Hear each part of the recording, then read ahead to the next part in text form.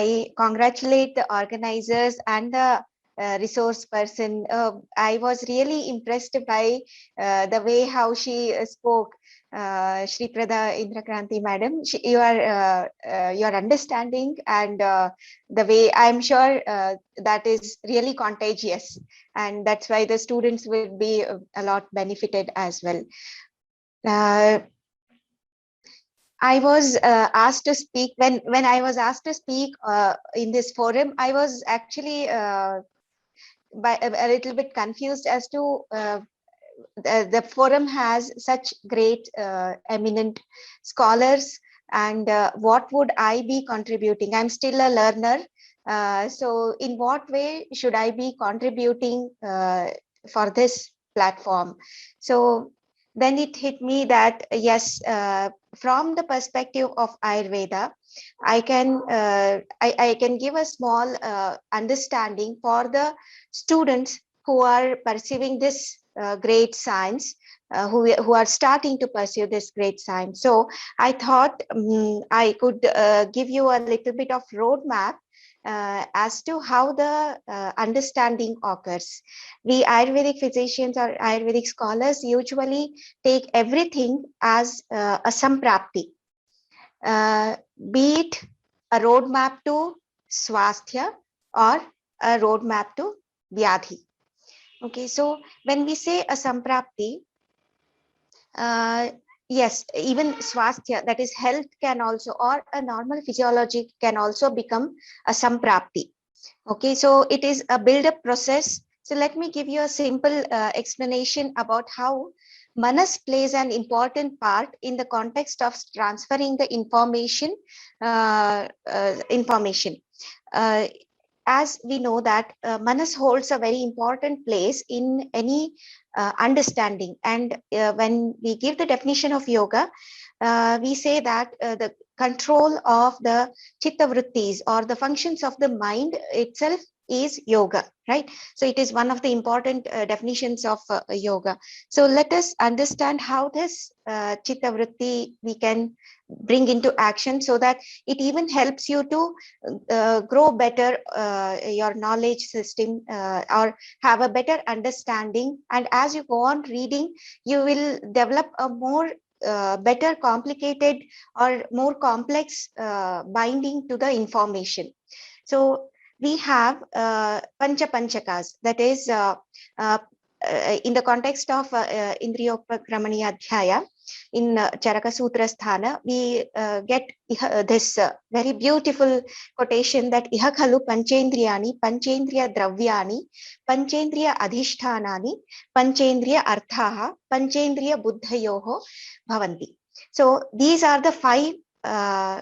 See, we will divide the samprapti in two processes, one which is a little bit external and one which is a little bit internal. So these panchapanchakas form the external peripheral part of understanding or grasping the knowledge. So we have five indriyas and then five indriya dravyas. Dravyas are the mahabhutas, or the main ingredients with which the indriyas are formed, like the pancha mahabhutas, and panchendriya adhishthanas, that is akshi for drushti, etc. In this way, five this, and then indriya arthas, that is the subject matter of these indriyas which the indriya grasp, like the rupa is the, or the form of or color of the object is the subject for the indriya, that is eye, to grasp it. Fine. And then for all this process to happen, we need a buddhi or activating factor which grasps these arthas, that is called as panchendriya buddhi. Now, to initiate this process of the indriyas, the five factors, we need manas.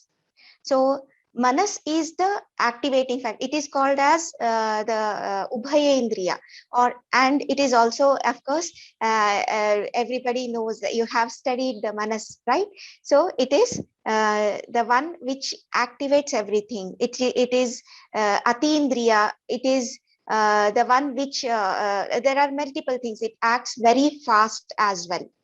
So we say that the manas will go and take the information and it will transfer it to the atma, which will decide. And yes, manas has a complex mechanism wherein, yes, the three gunas have their effect, which decides how we perceive the information, right? So when atma does the initiation for collection of the knowledge, manas gets activated, and in turn stimulates the respective indriyas to receive the information, right?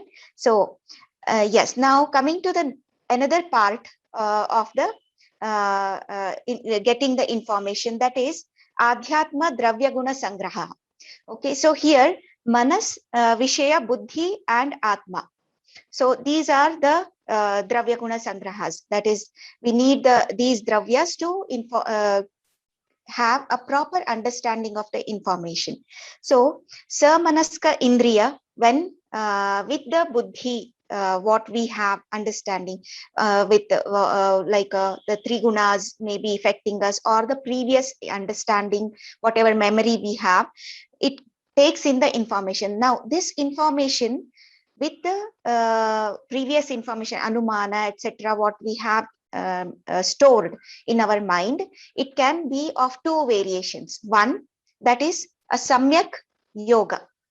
Okay, so samyak yoga is the one wherein we don't have any badhakara bhavas for us. We are perceiving the information as such of what the object is depicting, okay, or the situation is depicting.